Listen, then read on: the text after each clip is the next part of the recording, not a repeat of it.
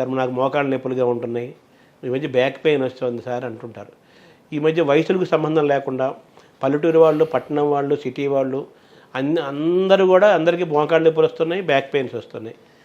ఎందుకు ఈ పరిస్థితి? గతంలో ఎప్పుడు లేదు, ఎందుకు ఇప్పుడు ఇలా వచ్చింది, ఇలా జరుగుతుంది? సమాజంలో సగటు మనిషి జీవన శైలి పూర్తిగా మారిపోయింది. ఎందుకంటే ఒక 30-40 సంవత్సరాల గతంతో పోల్చినట్లయితే సగటు మనిషి ఊబకాయం పెరిగింది, శారీరకమైనటువంటి శ్రమ బాగా తగ్గిపోయింది. ఇప్పుడు సైన్సు చాలా విషయాల్లో మనకి సహకరించి మన జీవన ప్రమాణాలని పెంచగలిగింది. కానీ కొన్ని విషయాల్లో ఆ సైన్స్లో ఉన్న టెక్నాలజీ ఉపయోగించుకొని తనకు కొంతవరకు హాని చేసుకుంటున్నాడని కూడా చెప్పవచ్చు. ఎందుకంటే మనిషి సహజసిద్ధంగా చేయాల్సినవన్నీ కూడా ఈ టెక్నాలజీ ఉపయోగించుకొని, ఉదాహరణకి టీవీ ఛానల్స్ మార్చుకున్న దగ్గర నుంచి ఒక ఇంట్లో ఒక అంతస్తున్నా కూడా పైకి వెళ్ళడానికి లిఫ్ట్ పెట్టించుకొని వెళ్ళే పరిస్థితులు వచ్చాయి. ఇందువల్ల ఏమవుతుందనంటే మన శరీరం నిర్మాణంలో ప్రకృతి, దేవుడు కానీ ప్రకృతి కానీ ఎలా మీ నమ్మకాన్ని బట్టి ఎలా చూసినా శరీర నిర్మాణం అనేది ఎలా జరిగిందంటే కొన్ని పనులు తప్పనిసరిగా చేయాలి. నిజంగా చేస్తేనే ఆ శరీరం దృఢత్వం ఉంటుంది, పటు ఉంటుంది. ఉదాహరణకి రోజు బస్తాలు మోసే వాళ్ళ కండరాలు పటిష్టంగా ఉంటాయి.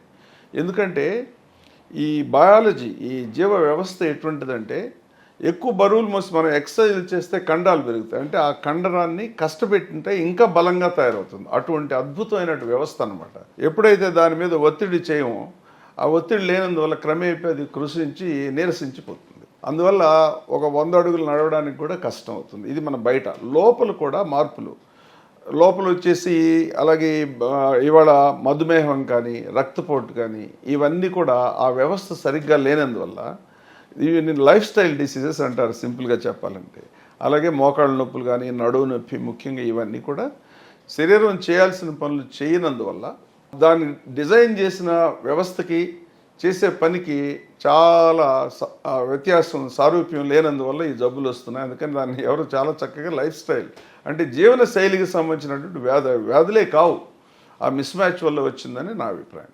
దీనికి ఉదాహరణకి మీరు అన్నారు చూసారా, ఈ నడువుల నొప్పులు, మోకాళ్ళ నొప్పులు అనేవి ఇవాళ మనం సగటు హైదరాబాద్లో కానీ లేదు కొంచెం పట్టణీకరణ జరిగిన తర్వాత ఇక్కడ అర్బన్ ప్రాంతంలో ఉండేవాళ్ళు ఎవరు చూసినా కూడా కంప్యూటర్ మీద కూర్చుంటాం ఎక్కువ టైంలో, దాదాపు నిత్యం. అది మనిషి యొక్క జీవన విధానంలో ఒక ముఖ్యమైన భాగం అయిపోతుంది. కూర్చున్నప్పుడు ఈ కాళ్ళ మీద ఒత్తిడి ఉండదు, కేవలం కూర్చున్నందువల్ల నడుము మీద ఉన్నటువంటి వెన్నెముక మీద విపరీతమైన ఒత్తిడి ఉంటుంది.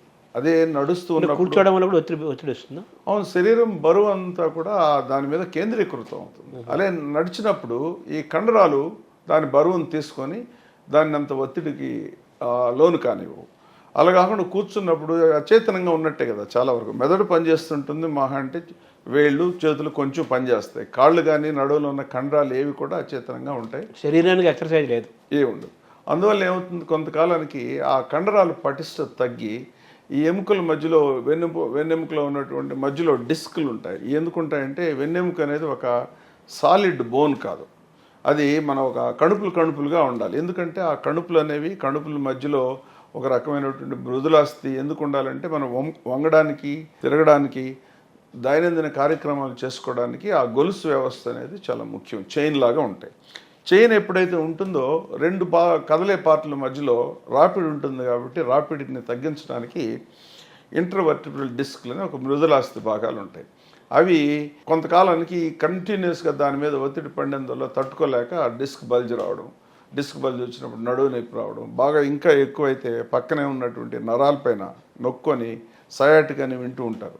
ఈ కాలు పొడవున తిమ్మిలు రావడం, మొద్దుబారిపోవడం, అలాగే మెడలో అలా జరిగినప్పుడు సరైనటువంటి ఆ పద్ధతిలో కూర్చోనందువల్ల ఆ మెడ మీద అదే పద్ధతిలో మెడలో ఉన్నటువంటి ఆ డిస్కుల మీద ఒత్తిడి పడి ఆ డిస్కులు పక్కకు తప్పుకున్నప్పుడు అక్కడి నుంచి చేతికి నరాలు వస్తాయి, వెన్నుపాము నుంచి, స్పైనల్ కార్డ్ నుంచి. ఈ నరాలు నొక్కున్నప్పుడు చేతులు లాగడం, తిమ్మిర్లు, కొన్నిసార్లు మామూలు పద్ధతులతో అది వీలుగాక ఆపరేషన్ ద్వారా కూడా ఆ డిస్కులు తీసేయాల్సినటువంటి పరిస్థితి వస్తుందన్నమాట. ఇది మెజారిటీ విషయాల్లో చాలామందిలో శరీరానికి కావాల్సినటువంటి వ్యాయామం, శరీరం దేనికోసమైతే ఉన్నదో ఆ కార్యక్రమాలు చేయనందువల్ల అది బలహీనపడిపోతుంది. అంటే మన సహజత్వానికి భిన్నంగా వెళ్తున్నాం, అంతే కదా. ఇప్పుడు మనం ఒక వ్యక్తికైనా సరే అతనికి ఉన్నటువంటి ఆ జ్ఞానాన్ని, నాలెడ్జ్ని, మెదడుని విశ్లేషించే ఆ పవర్ని ఉపయోగించుకున్నప్పుడు కొంతకాలానికి మొద్దుబారిపోతుంది. అందుకని ఆ ఛాలెంజ్ చేయాలి. మీకు ఒక సమస్య, ఒక పజిల్ ఒకటి ఇచ్చి దాన్ని బాగా చేసేటప్పుడు ఏమవుతుంది, ఇంకా పదును పడుతుంది. అటువంటిది ఉండదు, ఆ మొద్దుబారిపోతుంది. అంటే బ్రెయిన్ బాగా యూసేజ్ చేస్తున్నారు, ఆర్టిఫిషియల్ ఇంటెలిజెన్స్లు వస్తున్నాయి, సాఫ్ట్వేర్లో డెవలప్ అవుతున్నారు, బ్రెయిన్ బాగా యూసేజ్ చేస్తున్నారు, కానీ శరీరాన్ని యూసేజ్ సరిగ్గా లేదు. అబ్సల్యూట్లీ. మీరు 100 పాళ్ళు కొంతకాలానికి ప్రిడిక్షను, ఇప్పుడు ఇలా ఉన్నాము, ఒక 500 సంవత్సరాలు 1000 సంవత్సరాలు పోయిన తర్వాత పరిస్థితి ఎలా ఉంటుందని కొంతమంది ఫిక్షన్ రైటర్స్ ఊహించితే తల శరీరానికంటే 5 రెట్లు పెద్దదయ్యి శరీరం ఒక పుల్లలాగా ఉంటుంది. ఎందుకంటే నడవాల్సిన అవసరం ఉండదు, ఎటువంటి కార్యక్రమాలు చేయాల్సిన అవసరం ఉండదు, అంతా మెదడు ద్వారానే చేస్తుంటుంది. అందుకని మీరు అంతరిక్ష జీవులు ఉన్నారు చూసారా, ఏలియన్స్. అవును, ఏలియన్స్ని ఎలా చూపిస్తారు, ఎలా ఉంటాడు ఏలియన్స్ అని కానీ చూపిస్తే పెద్ద తలేసి ఒక సన్నటి 2 కాళ్ళు 2 చేతులు ఉంటాయి. ఎందుకంటే ఏలియన్స్ అనేవాళ్ళు మనకంటే కొన్ని వేల లక్షల కోట్ల సంవత్సరాలు మనకంటే నాగరికతలో కానీ విజ్ఞానంలో కానీ ముందుంటే పరిస్థితి ఏంటని చాలా చక్కగా ఊహించి చూపిస్తారు మీరు ఏలియన్స్ ఫోటోలు కానీ చూస్తే. కారణం ఏంటంటే క్రమేపీ శారీరకమైనటువంటి అవసరాలు తగ్గినందువల్ల శరీరం కృషించిపోయి మెదడు మాత్రం పెద్దదిగా ఉంటుందని చెప్పడానికి. అలా జరుగుతుంది కూడా. ఇప్పుడు ఒకవేళ శరీరం పెద్దదిగా ఉన్నా కూడా ఇవాళ అది పటుత్వం అయినటువంటి శరీరం కాదు, కొవ్వు పెరిగిపోయేసి శరీరానికి ఇంకా శ్రమ ఇచ్చేదిగా, కానీ శరీరంలో ఉన్నటువంటి ఒత్తిడిని భరించే శక్తిని తట్టుకునేటువంటి కండరాలు, ఎముకలు కాదు, అది వాపది, బలుపు కాదు. అంటే ఒకప్పుడు పల్లెటూళ్ళల్లో మొన్నటి వరకు చెప్పాలంటే 40 ఏళ్ల క్రితం అని చెప్పొచ్చు, చాలా లావుగా పర్సనాలిటీగా ఉండేవాళ్ళు, హైట్ కూడా సంబంధం లేకుండా వాళ్ళు చాలా బలంగా ఉండేవాళ్ళు. మీరు చెప్పినట్టుగా బస్తాలు మోసేవాళ్ళు, తర్వాత ఎద్దుల బండిని కూడా ఒక చక్రాలను తిప్పేవాళ్ళు, ఫీట్ చేసేవాళ్ళు, చాలా బలంగా ఉండేవాళ్ళు. ఎక్కడా వాళ్ళకి అనారోగ్య సమస్యలు ఉండేవి కాదు. ఇప్పుడు లావుగా ఉంటున్నారు, ఆ లావుకి ఈ లావుకి ఏంటి తేడా? ఇప్పుడు స్లిమ్ అవ్వాలంటున్నారు అందరూ. ఇప్పుడుండే లావు అంతా కూడా ఫ్యాట్ అండి. కేవలం శరీరంలో మనం మనిషికి వయసు ఉంది, తర్వాత కోరిక ఉంది, రుచికరమైన ఆహారం తీసుకోవాలనే కోరిక కలుగుతుంది. ఇవాళ one of the commonest fulfilment ఏంటంటే ఆహారం తినడం. అది తప్పే లేదు, మన శరీరం వాంఛను తీర్చుకోవడానికి మంచి ఆహారం, రుచికరమైన ఆహారం తినడం అనేది సహజం. సో ఆకలి ఉంటుంది, ఆహారం తీసుకుంటున్నాం, కానీ ఆ తీసుకున్న ఆహారాన్ని, ఆ కెలరీస్ని, ఆ శక్తిని ఖర్చు చేయాలి. మీరు ఇందాక చెప్పినట్టు పల్లెటూళ్ళలో ఎక్కువ తినేవాళ్ళు, ఎక్కువ కష్టపడేవాళ్ళు, ఆ బ్యాలెన్స్ అక్కడే సరిపోయేది. ఇప్పుడు ఏమవుతుంది, నాకు 1500 క్యాలరీలు శరీరం అవసరం అయితే నేను 3000 క్యాలరీలు తింటున్నాను. ఆ ఎక్స్ట్రా క్యాలరీస్ కండరాల రూపంలో, ఎముకల రూపంలో ఉండదు, కేవలం ఫ్యాట్ రూపంలో ఉంటుంది. ఈ ఫ్యాట్ అనేది ఆ ఎనర్జీ స్టోరేజ్, అది బరువే. మనం ఇప్పుడు అప్పుడప్పుడు నా అభిప్రాయం ఏంటంటే శరీరానికి ఫ్యాట్ ఎంత బరువో డబ్బు కూడా మోతాదు మించి ఉన్నప్పుడు అది ఒక రకమైన బర్డనే, బరువే, డబ్బు జబ్బు. దాన్ని కాపాడుకోవడానికి, దాన్ని భరించడానికి, ఆ ట్యాక్సుల నుంచి తప్పించుకోవడానికి వాళ్ళు పట్టుకుపోతారు, వీడు మోసం చేస్తాడని మనసు, మైండ్ అంతా కూడా దాని మీద అవసరాన్ని మించి దాని మీద వెచ్చించాల్సి ఉంటుంది. అలాగే శరీరంలో అవసరాన్ని మించి బరువు ఉన్నప్పుడు 10 అడుగులు కూడా వేయలేరు, 4 మెట్లు ఎక్కితే ఆయాసం వచ్చేస్తుంది. ఎందుకంటే శరీరం మొయ్యలేదు. శరీరంలో ఉండే కండరాలు, ఎముకలు అంతే ఉంటుంది, తక్కువే ఉంటుంది, దానికి మించినటువంటి ఈ ఫ్యాట్ అక్యుములేషన్ వస్తుంది. అందుకని శరీరం సౌష్ఠవం చూస్తే కూడా అలా ఉండదు.